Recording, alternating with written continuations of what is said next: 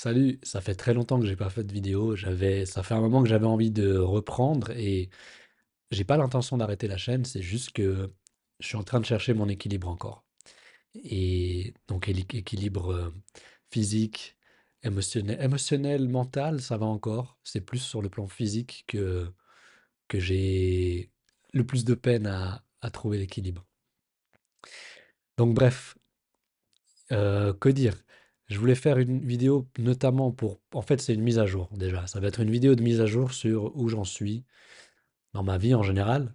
C'est pas une chaîne où je veux raconter ma vie, mais il y a des aspects qui sont importants et je trouve que c'est bien d'être... Enfin, j'ai envie de le faire simplement pour être authentique et pour que tu comprennes. Si tu suis les vidéos depuis un moment, tu te demandes peut-être des fois pourquoi, enfin, qu'est-ce qui se passe, pourquoi il y a plus de vidéos, tu vois. Donc, j'ai envie d'être transparent et j'aime simplement le faire et pouvoir rester en contact avec les gens qui connectent avec ma vibe et les choses que j'ai envie de partager.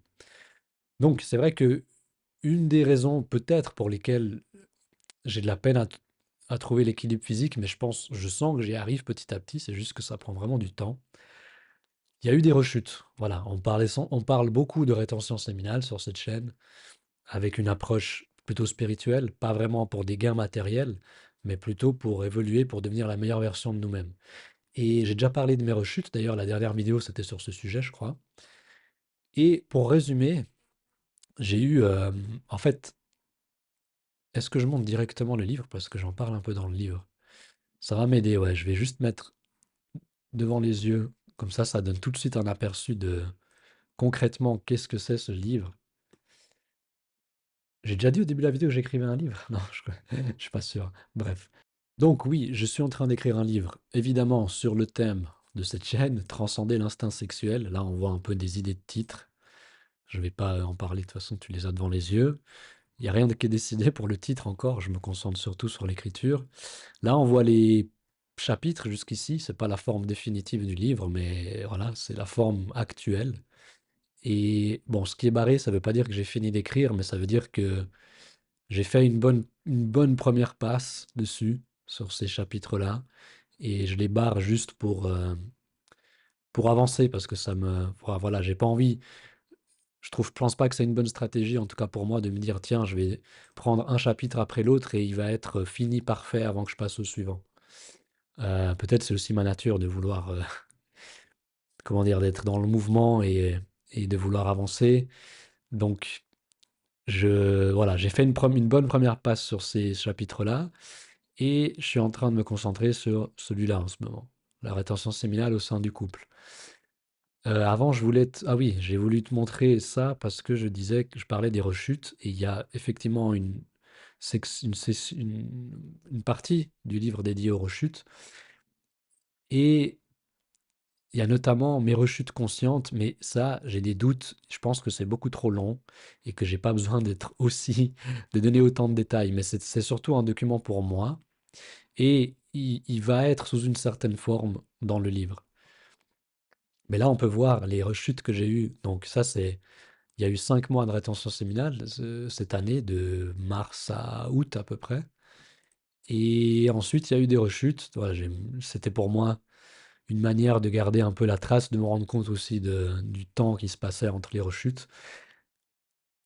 Si je te fais la suggestion de faire des analyses de tes rechutes, c'est pas nécessaire d'être aussi détaillé que moi. Mais voilà, je notais un peu des fois les raisons, enfin les moyens, et après je vais en détail dans comment ça s'est passé et à quel point j'ai été conscient.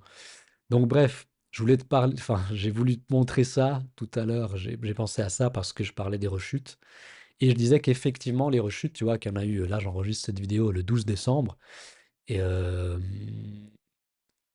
est-ce que c'est au début de cette... Non, le week-end dernier, j'ai eu des rechutes, c'était assez sévère.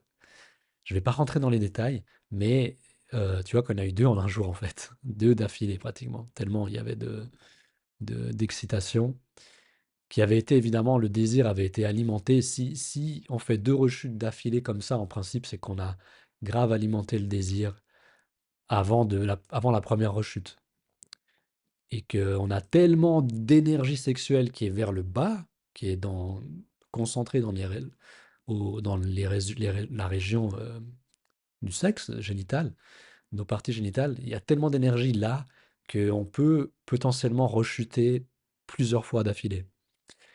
C'est ce qui m'est arrivé et en plus j'avais fait pareil, plus ou moins, quelques jours avant, une semaine avant. Donc forcément que là, on peut s'attendre après s- s- 4 rechutes en une semaine, on peut s'attendre à une baisse d'énergie.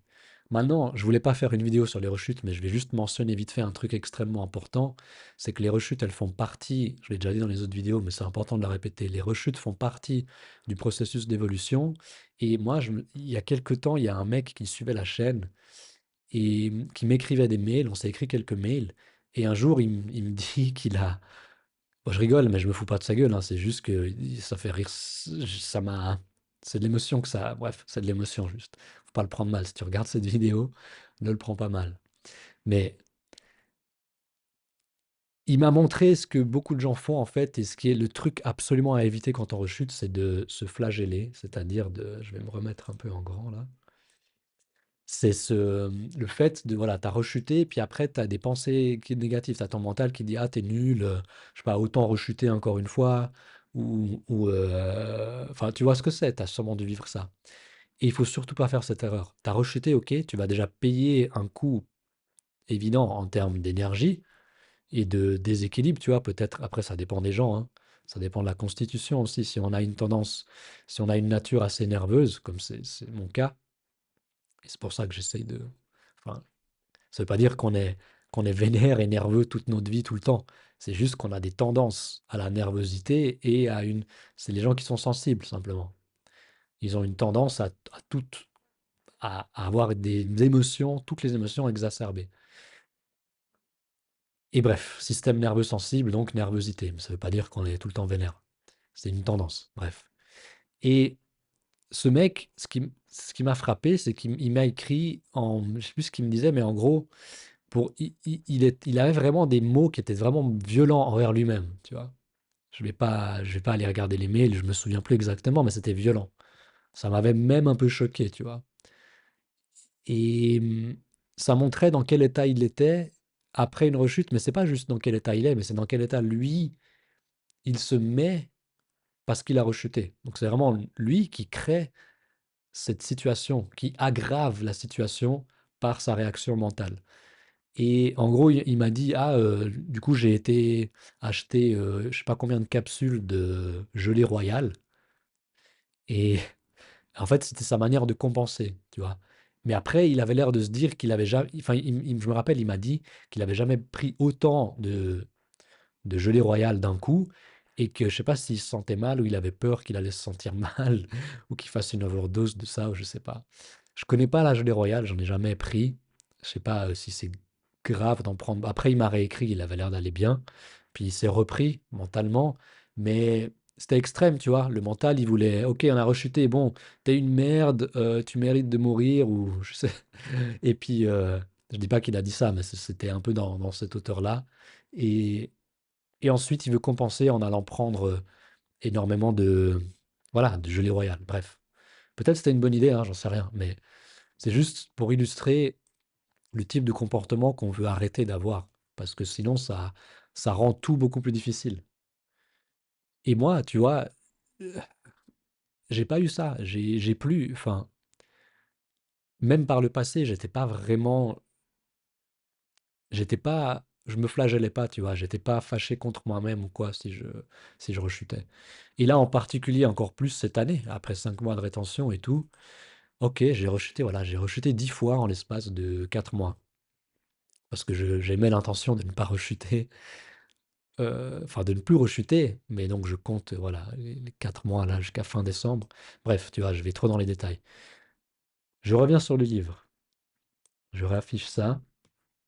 Je fais juste un petit aperçu, j'ai pas envie que la vidéo soit longue. Mais voilà, il y a une partie, un chapitre extrêmement important, je pense, qui est celui-ci. Enfin, ils sont tous censés être importants, sinon ils n'ont pas de raison d'exister, hein. Mais le chapitre sur la carence en énergie féminine, je ne sais plus si je l'ai abordé déjà en vidéo. En tout cas, il y aura des vidéos sur le sujet. À mon avis, c'est un des meilleurs chapitres qu'il y aura dans le livre. En gros, j'ai fait, j'ai observé en moi et j'ai aussi, je l'ai lu, je l'ai, j'ai eu l'information aussi dans une certaine vidéo que j'ai vue de Yash sur Beyond the Alchemy, cette chaîne qui m'a beaucoup influencé.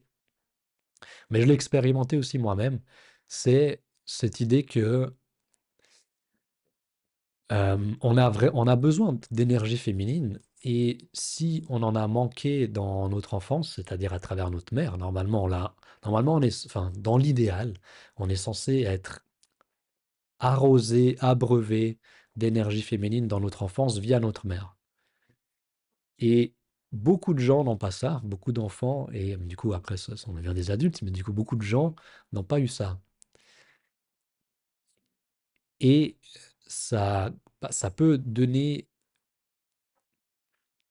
en fait, ça résulte en une carence, on appelle ça une carence affective, mais on peut préciser aussi carence en énergie féminine.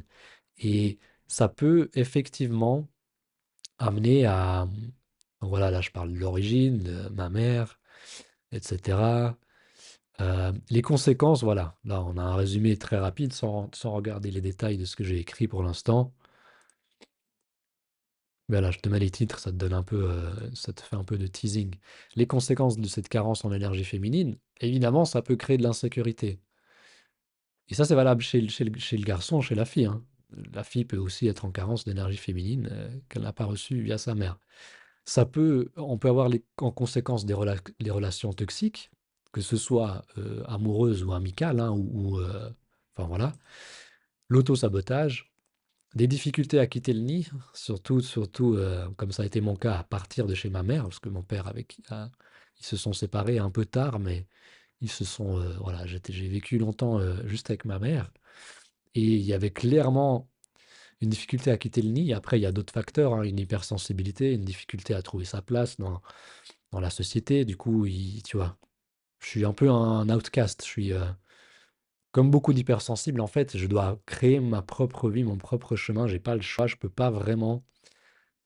Enfin, c'est difficile, c'est pas impossible, mais c'est très difficile de, entre guillemets, se fondre dans la masse et de vivre selon les règles de la société, de faire métro, boulot, dodo, de trouver un job qui nous épanouit en tant que salarié, c'est extrêmement difficile. Mais bref, toutes ces raisons font que ça peut être difficile de quitter le nid. On peut avoir des addictions en conséquence. Ne m'insultez pas, hein, c'est juste une hypothèse. Je me suis dit, est-ce que ça peut amener à l'homosexualité? Est-ce que les femmes peuvent être lesbiennes à cause d'une carence en énergie féminine dans leur enfance? C'est-à-dire elles n'ont pas été témoins d'une femme qui incarnait pleinement son énergie féminine et qui, et du coup, ça peut créer ce genre de déséquilibre. Moi, j'ai envie de dire, c'est pas, je dis pas que être homosexuel, que ce soit homme ou femme, ce soit faux, ce soit mauvais ou quoi. Je dis juste que, en termes de nature, c'est un déséquilibre énergétique qui est en cause aussi. Mais bref, peut-être que je me trompe, donc s'il vous plaît, ne m'insultez pas. En tout cas, pour sûr, je pense que c'est cette carence en énergie féminine en général dans le monde, mais chez les hommes à la base, qui crée une société hypersexualisée. Puis après, ça devient une boucle en fait. L'hypersexualité de la société renforce l'hypersexualité chez les individus, mais qui à la base a comme source la carence en énergie féminine et un déséquilibre masculin-féminin. Bref, une partie super importante, ça va évidemment être comment guérir cette carence. Parce que ça a été mon cas, ça m'a pris du temps. En grande partie, pour moi, ça a été la relation avec ma copine, enfin mon ex-compagne maintenant.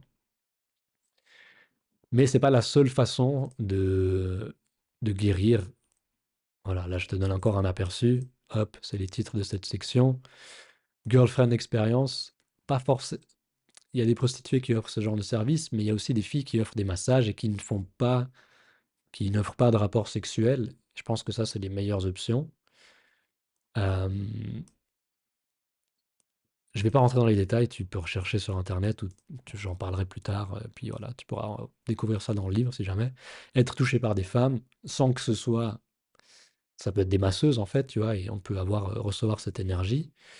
Euh, et moi, je parle de mon expérience de massage métamorphique aussi, j'en ai déjà parlé dans certaines vidéos, je crois. Et évidemment, l'énergie féminine, c'est aussi la créativité. Donc, si tu es créatif, tu fais de la musique, tu écris, voilà. Tout ce qui est créatif, c'est chargé en énergie féminine. Donc, ça peut aider à équilibrer ça en nous.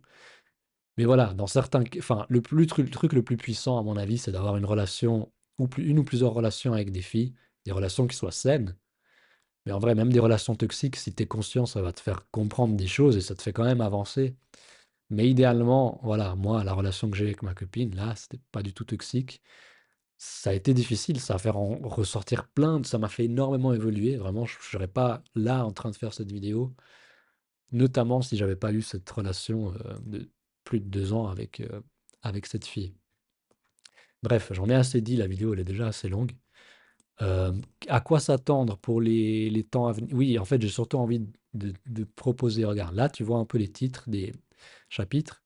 Est-ce qu'il y a des thèmes qui ici te parlent? Est-ce que tu te dis, tiens, je sais pas, amour platonique ou alors danser avec l'énergie féminine, ça m'intrigue.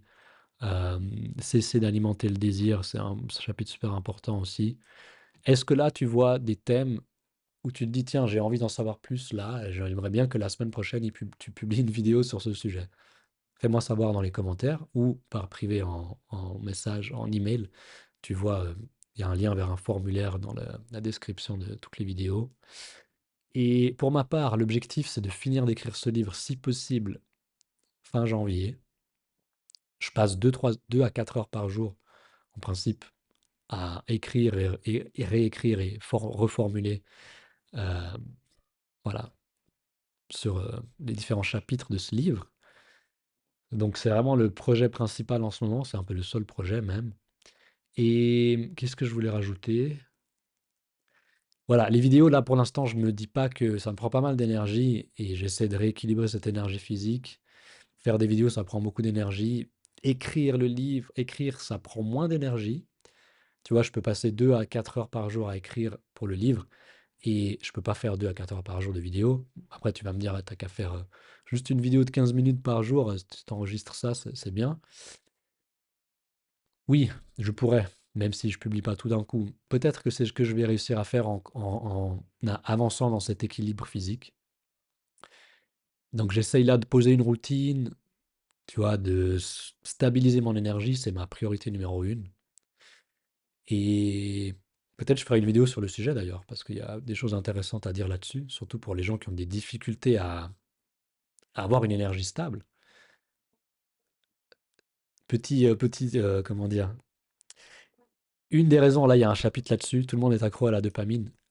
Ne pas avoir une énergie stable, souvent, la cause numéro une, c'est ça, c'est notre addiction à la dopamine.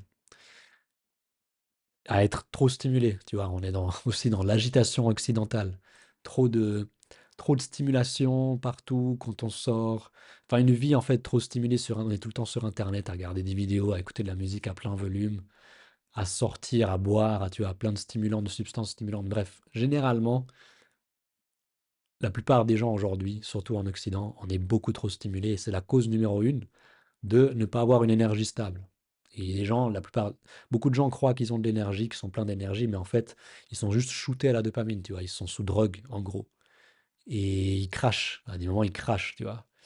Ou alors, voilà, ils peuvent aller jusqu'à un certain point. En fait, j'ai une vidéo là-dessus. Je vais pas m'étaler, sinon, tu vois. Ça, c'est une preuve aussi d'une instabilité. C'est quand on a trop tendance à partir dans tous les sens. Après, ça fait partie de ma nature aussi. Mais disons que c'est pas grave, mais il faut que je garde ça sous contrôle, sinon ça me fait perdre. Le principal problème, c'est que ça me fait perdre trop d'énergie. Voilà, pour en revenir à ça. Donc, je crois que j'en ai assez dit. Je vais pas faire plus long. Je t'ai donné un peu, je t'ai fait une mise à jour sur où j'en suis, qu'est-ce qui se passe. Et c'est tout. Fais-moi savoir quel sujet t'aimerais que j'aborde dans les prochaines vidéos. Et voilà, je ne fais pas de promesses sur le rythme de vidéo à partir de maintenant. Mais à terme, oui, je suis censé à revenir à un rythme de au moins une vidéo par semaine publiée et d'en enregistrer plusieurs par semaine. Et j'avais même, je pense, j'espère qu'on va réussir à faire ça, mais on va peut-être faire des vidéos avec mon ex-compagne sur les thèmes, voilà, peut-être des relations libres qui étaient, là, voilà, là, on n'est plus un couple officiellement, mais on est, voilà, on a vécu une relation libre et il y a quelqu'un qui avait mentionné, quand j'en ai parlé dans d'autres vidéos, qui était intéressé par ça. Peut-être faire une ou plusieurs petites vidéos là-dessus, avec nos retours d'expérience à nous deux. Et on voulait parler d'autres trucs aussi, peut-être faire une sorte de bilan global sur notre relation et qu'est-ce qu'on a appris. Bref, il y a plein de choses intéressantes à faire, je pense, avec elle, suite à notre relation je sais pas, j'ai envie de montrer aussi une des raisons pour lesquelles j'ai envie de faire des vidéos avec elle. Je sais pas si elle serait aussi à l'aise que moi, mais si je suis avec elle, je pense que oui. Elle a un peu plus ce self-conscious de son image et elle a plus de peine à être à l'aise, à être authentique en fait en tout temps, que ce soit en vidéo avec les gens. Avec moi, elle est 100% authentique et c'est un gros cadeau enfin, c'est un truc génial qu'il y a entre nous. Et c'est une des raisons pour lesquelles j'aimerais faire des vidéos avec elle, c'est pour montrer aux gens qui n'ont pas encore expérimenté ça,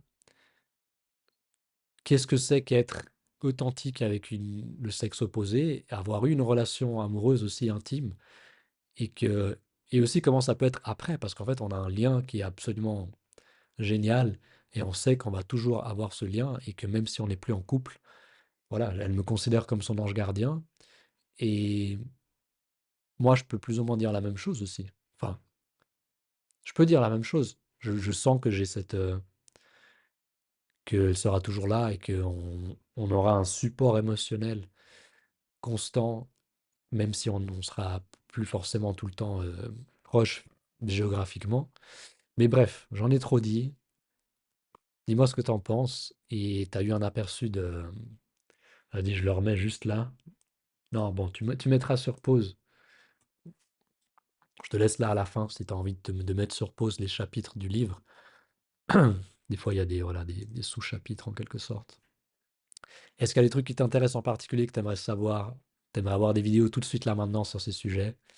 Et voilà, j'aimais l'intention de finir ce livre d'ici fin janvier 2025 et de le rendre disponible, ben, j'ai envie de dire avant le printemps.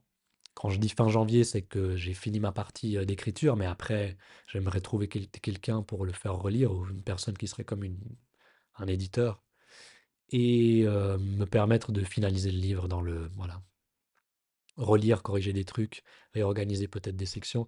Et le seul truc que je veux rajouter, c'est que j'ai l'intention de faire deux versions de ce livre, une version normale, on va dire, et une version super épurée, qui va être beaucoup plus courte, surtout comme un exercice pour moi pour apprendre à mieux m'exprimer, à être plus concis, et en fait réussir à avoir un livre finalement qui est dans sa version épurée, qui garde l'essence, mais qui a beaucoup moins de mots, beaucoup moins de pages et de phrases, mais en gardant l'essence, tu vois.